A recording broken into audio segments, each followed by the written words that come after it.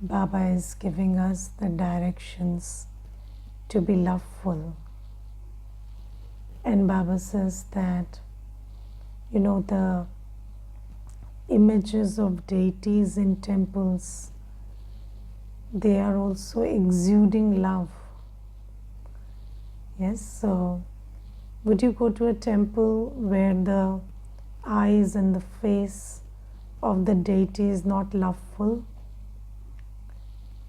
Yes, so when we see the image of a deity, I can feel the love, the warmth from the eyes and the face of the deity. And Baba says that you are those souls whose images are there in the temples. So how loveful should you be? And Baba says that I receive complaints, reports sometimes that your child is not loveful. So do you understand that sometimes people in and around you, they say, that you go to Brahma Kumaris and this is how you talk. Your talking is like pelting stones and you're so harsh and so rude, and how could you talk to me like that? And why do you even go to the center? What good is it doing to you? So these messages Baba is also listening. Yes, so if there are souls around us who are experiencing that, they claim that they are going to the ocean of love, but they are not loveful. So Baba says that these complaints are reaching me, and Baba says that I am receiving these complaints about you, these reports about you, but what is the weakness because of which this behavior, this not so loveful behavior is happening? Or what is the weakness because of which these complaints are coming? Now you see that Baba says there is lack of love, that's there, but then you see that lack of love is a symptom. So your behavior is not loveful, that is apparent and evident. But what is the reason why your behavior is not loveful? Yes, so I'll share something with you. So there are sometimes whole families who come to the center, the parents, the children, the brothers of parents, the sister-in-laws, everybody, they will come to the center together. So there was this one time when there were around 16 members of a family who had come, and then they were all going through some trouble.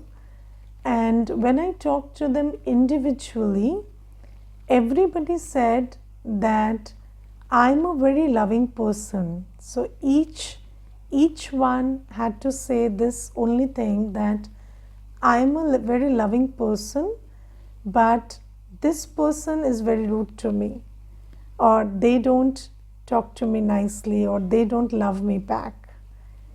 And each of the 16 had to say the same thing. And then I was wondering, why is it that everybody here is a loving person and then the problem is lack of love? So everybody is saying that I'm a loving person, but the problem is lack of love.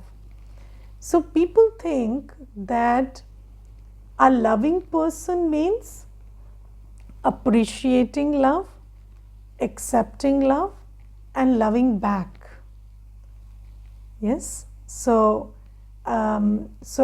people have this idea that if I seek love, I accept love if somebody gives me, and I give back the love that I receive, then I'm a loving person or I'm a loving soul. But love is not love enough. Love is a quality of the soul. And do you know that when flowers have to bloom, then they need to protect themselves from infections and so they have to apply insecticides and pesticides and everything for the flower to bloom. It's not just that the flower gets, the plant may be getting manure and water and sunlight, but then if there are pests or there are infections around, then the plant may not give good flowers. So similarly, Baba says that you are listening to the Murli, you're meditating, you're remembering Baba, okay, you are loveful.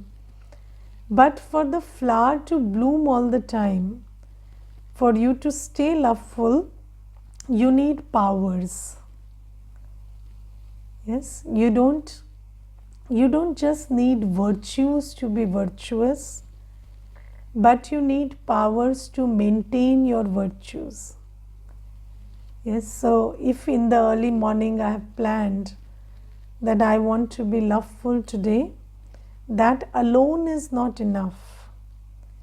Because to be loveful, I have to be tolerant. To be loveful, I have to be humble. To be loveful, I have to let go. To be loveful, I have to have the power to discern. To be loveful, I have to have the power to accept and accommodate. To be loveful, I have to have the power to cooperate. Yes, so we need all these powers. If we don't have these powers, then being loveful is just a nice idea.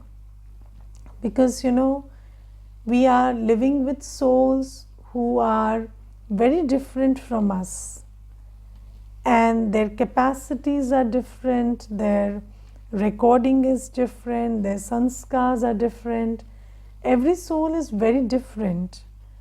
And when we are body conscious, then as soon as these differences creep up, so as soon as the differences become apparent, our love is lost. Yes, so what is our first response to a soul who is different from us?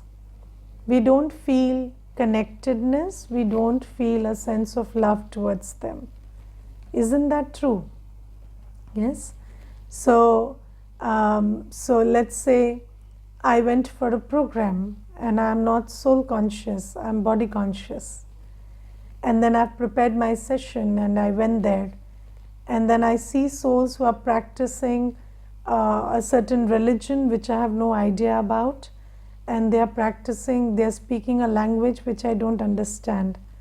Then what happens is my preparation has failed. And then all my love is lost. Because love is lost when, love is that when you don't feel that sense of connection. And why do you feel disconnected? Because you identify with something that you think defines you, and then you think that the other person should also have that. So let's say if I speak a language properly and I see somebody who doesn't speak that language at all or doesn't speak it well, then I feel that we don't have a connection. Yes, so I'm talking, they are listening but not understanding, they are talking, I'm not understanding. Then how to maintain that love in that place? So I have to let go of my body consciousness. If I am body conscious, if I identify with the language I speak, the clothes I wear, the religion I practice physically in this body, or if I identify with a nation, a culture, a state, a language, whatever, or if I think that I am my profession, so then my sense of connection is very limited. And where there is no sense of connection, there cannot be love. Or we feel this sense of love for people who are on the same page with us, but if they are not on the same page with us, then that love is lost. So basically, we have this sanskar of withdrawing our love whenever there is this difference between the other soul and me, in terms of sanskars and in terms of personality traits and in terms of likes, dislikes, preferences. We have this habit of withdrawing our love or blocking our love. And then when love is blocked, what happens? Judgment, criticism, blaming, complaint. This is what takes place. They will say you are wrong, I will say you are wrong. So we will go into that place. So Baba says this is why, staying loveful, because Baba says when you say I am Baba's child, then when you remember that you are a deity soul, then the sign of Baba's child and a deity soul is love. If you're not loveful, then there is a big question mark that you qualify as Baba's child or you qualify as a deity soul. So does it look appropriate to you that I will say I am the child of the ocean of love, but I don't have love? Or somebody cannot feel or experience that love from me. And love is not being touchy-feely. So, love is not like, these days, there was this one sister and she used to come to the center and she would always tell me that, Didi, I want to just hug you. So she would tell me that I want to, I always want to hug you. So I said, okay, once or twice it's fine, but you can't always hug me. So then she said, but Didi, when I don't hug people, I don't feel that, that connection is established or that love has, there is that love. So I said, no, that is not love. So, love is not about saying sweet things. Love is not about touching, and love is not about hugging people. That's not love. So, but people feel there is this need to do all this, or even talk a lot, or let's say somebody you have not talked over phone for a month, then is the love lost? But usually the love is lost because the moment you pick the phone, then you say, oh, you are not talking these days, and then we don't seem to have a connection that we had earlier. So these are not signs of love. So love is that genuine sense of acceptance, belonging, care for the other soul. So when you deeply care for the soul, that's love. And when you care for the soul, you observe, you are very observant about what they need. You have a lot of discernment about what they actually need, whether they need a patient ear, whether they need some comfort, whether they need some patience from you, some cooperation from you. You understand all of that. But that love is not dependent on who is in front of you. That love emerges from that place where you are loveful. So when are you loveful? When you follow Shrimat, of course, because Shrimat is the way. Shrimat makes you loveful. But then what is a loveful soul? So a loveful soul is somebody who is like Baba. So who can embrace the differences, you can just extend that feeling of acceptance, belonging and care despite everything, despite the other person's mood swings, despite the other person's bad behavior or rude words. If you're still able to maintain your sweetness and your availability, and if you're still able to maintain that you are, your heart is full of acceptance and care for that soul, then that is what love is. But Baba says that children think that I am loveful, but I can't tolerate. I am loveful, but when there are differences between us and them, then it becomes difficult. So that's not love. So Baba says that. So do you ever think about Baba? Baba's children are so much variety. Yes, so every child of Baba is different. And when you go to Madhuban, you can see that. Yes, so there are so many children of Baba and everybody is different.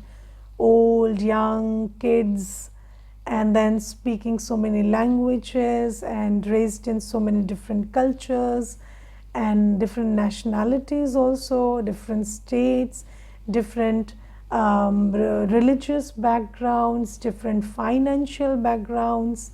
So there are so many variety children of Baba.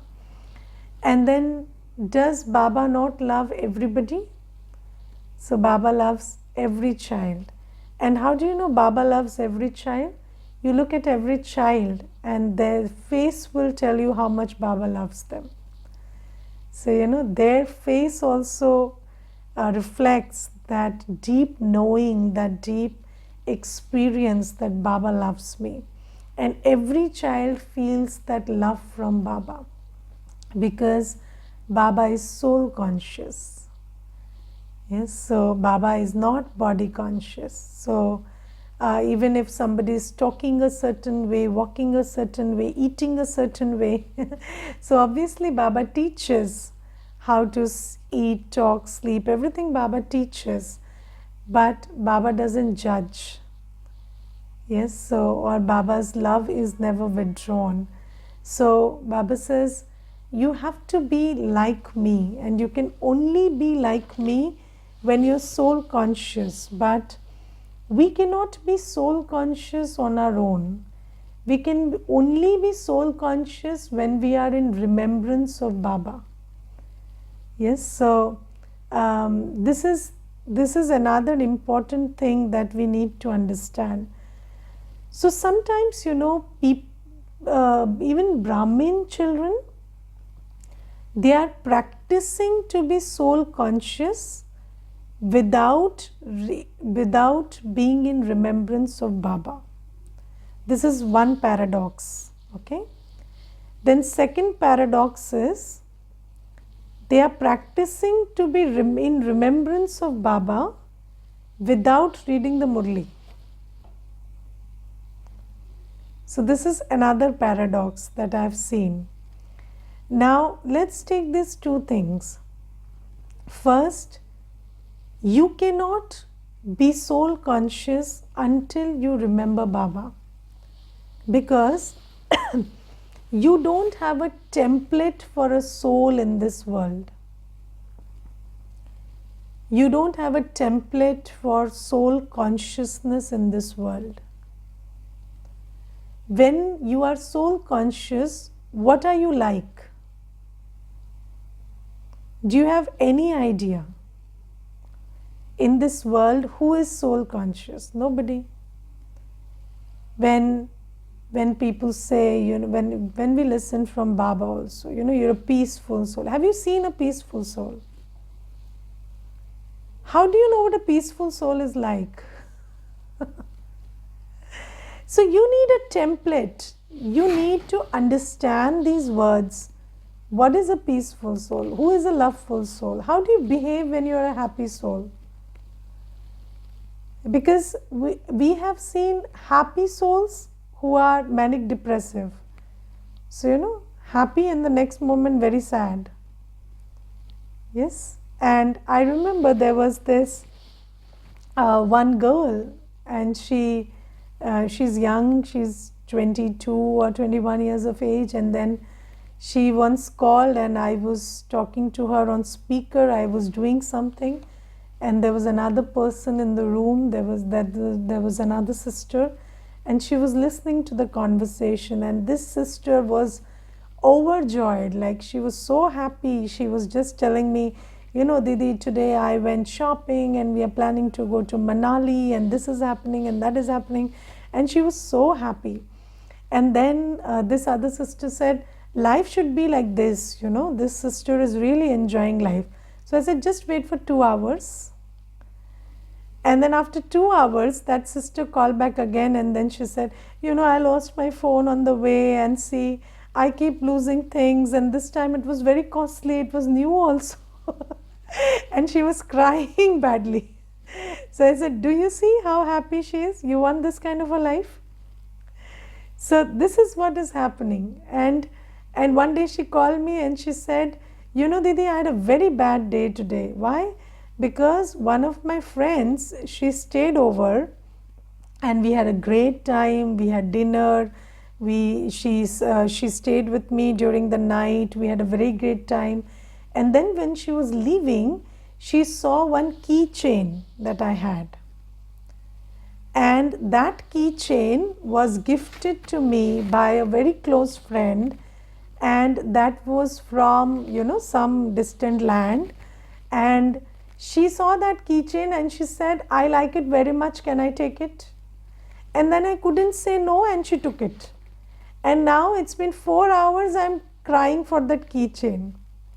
And I said, did it have a key in it? So she said, no. So I said, when was it gifted to you? So she said, 4 years back. So I said, 4 years, you have not used it also. And 4 years, you've stared at it, it's long enough, you've taken that whole utility of staring at it. And anyways, you had no plans of using it. So better let her use it. But, oh my God, she was not listening to me. She was like, that whole evening, until evening, she was sad about it. So, you see that we don't live in a world where we know happy. We know happy and sad. We don't know what is happy. So, Baba says that, how can you be soul conscious without remembering me? Yes, can you be a Hindu without knowing another Hindu? You don't know what a Hindu is like, so you don't know how they fold hands or what they offer in prayers or what they do. So let me tell you, when you hear the word Hindu, you have an image, right? You have someone who has a tika and who is offering prayers and this and that. So where is that image? Where is that image of a peaceful, loveful, happy soul? So you need a template, and without Baba, you don't know how to be knowledgeful, loveful, peaceful. Yes, so if you try to be knowledgeful without Baba's remembrance, you will end up behaving very stupidly. If you want to, if you try to be peaceful without Baba's remembrance, without keeping in your awareness how Baba is, then you will end up being very silent and very cornered. So you will almost become a sannyasi, because that's our template for peace if Baba is not. If you try to be loveful without Baba, keeping Baba in your awareness, then you end up being lustful and attached. So that's how messed up our state is right now. So you cannot be soul conscious without Baba's remembrance. You need a reference point. You need a template. And Baba says that's why first thing is remember me. Consider yourself to be a soul, because you can only take your awareness to a point when you think I am a point. So think about yourself as a point of light, and then think about Baba as a point of light. Then think about Baba in all his virtues and powers, and then think about yourself as Baba's child and try to see how you are. And then the second paradox is, how do you remember Baba without listening to the Murli? Because how do you know how Baba is? Because Baba is revealing himself through the Murli. He's telling you how he is, what he thinks, what he wants, what he directs, his opinion, his attitude, everything is reflected through the Murli. So I cannot remember Baba without the Murli, because it's through the Murli that I have any idea about who Baba is. And when I know Baba through the Murli, and when I keep Baba in my awareness, and I see myself as Baba's child, that is being soul conscious. And when I'm soul conscious, I'm capable of being loveful, peaceful, happy. Otherwise, I'm not capable, because I don't know what is loveful, don't know what is peaceful, don't know what is happy. And I remember that, there was this one sister, and she came and told me that, what do you do here? So I said, this is a factory for changing, humans into deities. So this is what we do here. So then she said, I don't want to be a deity. I just want to be a good human being. And then I asked her, please define good human being. So she said, good human being means just a good human being, you see. So I said, okay. So a good human being, if somebody slaps you, you slap back. Good human being does. So she said, yes, if they slap, then I slap back. So that's a good human being. That's also written in the Gita, she said, that, you can slave for self-protection. So that's okay. So I said, okay. And then I said, if somebody shouts at you, you keep quiet, good human being. She said, no, I shout back at them. So I said, you're already a very good human being, aren't you? So what more good you want to be? So I said, do you shout at people unjustly without they shouting at you? She said, never. Never. I always shout back when they shout at me. So I said, you're already doing very well as a good human being. The only thing left is now to be a deity. I cannot make you a better human being, because when you say human, then you have already justified all your flaws. So we use these terms, I want peace, I want happiness, I want to be a good human being, but they actually don't mean anything. So Baba says that you have to understand goodness through me, you have to understand everything through me, because this is a world, this is a vicious world. There is no virtue in this world. There is no virtue in this world. There is nobody who is an embodiment of virtue. There is nobody who you can have as a reference point for a certain virtue. You don't know what is goodness. You don't know what is love. You don't know what is peace. So Baba says, that's why be in my remembrance. And this is Baba's primary message today in the Murli. So first is, be sweet, be loveful, genuinely sweet, soul conscious sweet, not body conscious sweet. Because body conscious sweet, what does it do? It attracts ants. So do you know sweets attract ants? So soul conscious sweet doesn't attract ants.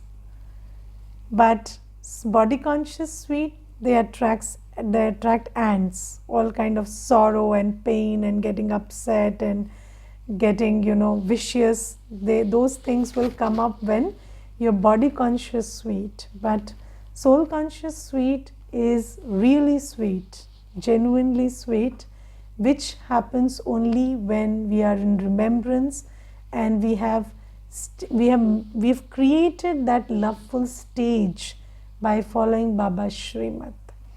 And Baba says this is important because deities are known for their loveful state. And then Baba says, maintain awareness all day.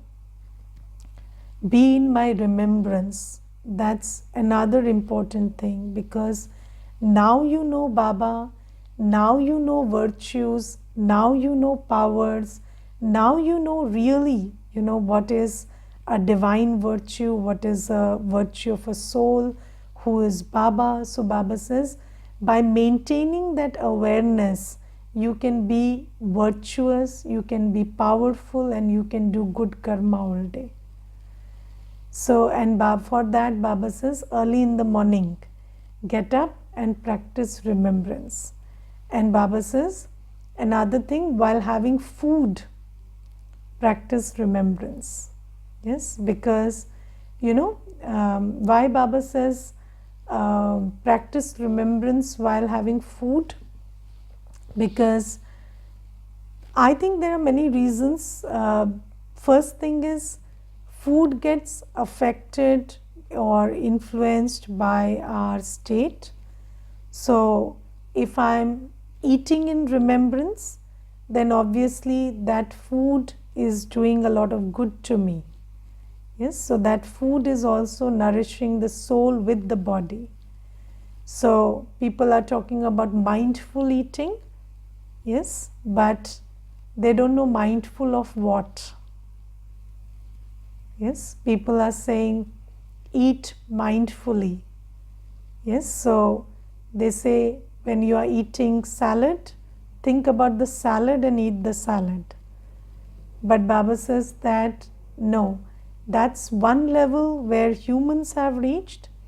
But if you remember me and eat the salad, then that salad will not work like a salad. So you see, if you think about the salad and eat the salad, you will get the benefit of the salad. But if you remember Baba and eat the salad, then the salad will work like Amrit. That salad will heal you spiritually. That salad will change your vibration. That salad will not just detox your body. So Baba says, you have to eat in my remembrance, for this reason. Second reason is, if Baba tells us to remember us while we are working, we will say, no Baba, that's not possible. My work demands a lot of attention. I cannot do that. But Baba says, at least you eat 3 times a day. Or you take coffee, you take tea, or you take something else, maybe a juice, maybe water. So Baba says that is the time that you're not doing something that requires a lot of your attention. So at that time, be in my remembrance. So that's also a very good way of taking out time to remember Baba. Because I remember when I was in office, so usually there would be so much work that when I check myself, I won't be in remembrance. So it was like 2 hours have passed and I was just working.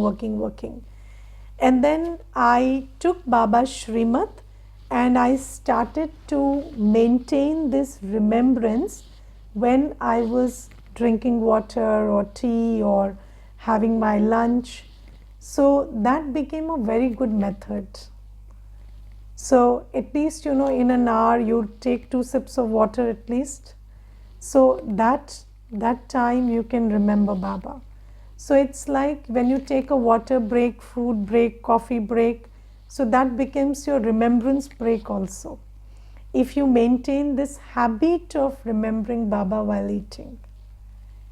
Yes, and then so Baba says that these are the reasons why you should pay attention to creating a stage of remembrance while eating. And if you associate this, do you know that our mind thinks by association? So if you associate eating, drinking in remembrance, that's a very good method. So once you get into the habit that as soon as I have something to eat or drink, then I keep quiet, I keep my mouth quiet, I don't talk, I don't engage, and I sit in remembrance of Baba and have that food or drink.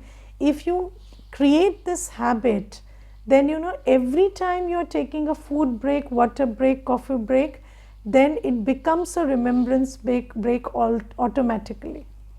And this is a very good method. So Baba says that you must pay attention to developing this habit of remembering Baba early in the morning, and also while taking food. And who is Baba? Baba is the one who speaks to me in the Murli. So I remember Baba as he is. I remember his thoughts, his words, his personality as reflected in the Murli. And then Baba says, when you remember Baba and you think about yourself as Baba's child, you also become very soul conscious. And soul conscious behavior is very sweet. It's very pure, it's very sweet. So this is Baba's Srimad today. And then today Baba asks a very interesting question. Baba says, our intellects know that the Supreme Father, the Supreme Soul, is called the Almighty Authority. So, what power does he have? It isn't that he has the power to create bombs. Because in the world, people are creating bombs in the name of God's power. So, people are saying that, I did tapasya and sadhana, and then God gave me the power to kill this one or harm that one, or plot and plan and connive. So Baba says that's not my power. And Baba has very clearly told us that all your wishes will come true. Don't forget this. Whatever you wish for will come true. But those wishes which are in alignment with Shrimat, they will come true through my blessing. And those wishes which are emerging from vices, they will come true by Ravan's blessings. So Baba says, people who desire for power because of evil intentions, they will also receive power. But that power will destroy them eventually. Because when Ravan fulfills your wishes, you pay with sorrow.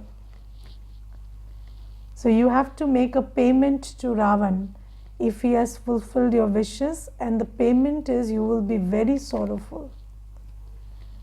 And when Baba's blessings you receive and your wishes are fulfilled, you don't have to pay, because Baba is the Father.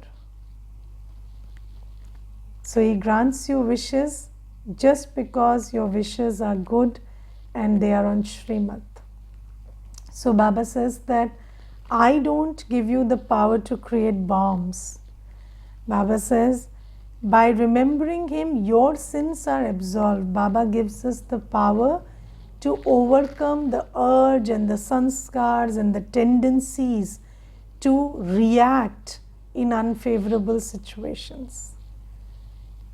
So, Baba gives us the power to change that which is within, which reacts with situation outside and creates vikarma. So that's what Baba changes. This is his power. So Baba says, look, he is so innocent and he has so much power. It requires effort to remember him accurately. So remember Baba, everybody can do. But remember him accurately, remember him and be totally connected to his thought process, his feelings, his vibration, his attitude towards you. To get that accurate and right is an effort. And the more you are connected to the Murli, the more you are silent from within, the more there is this antarmukta, the more accuracy there is in my remembrance. And the more accuracy in my remembrance, the more accurate I become. Okay.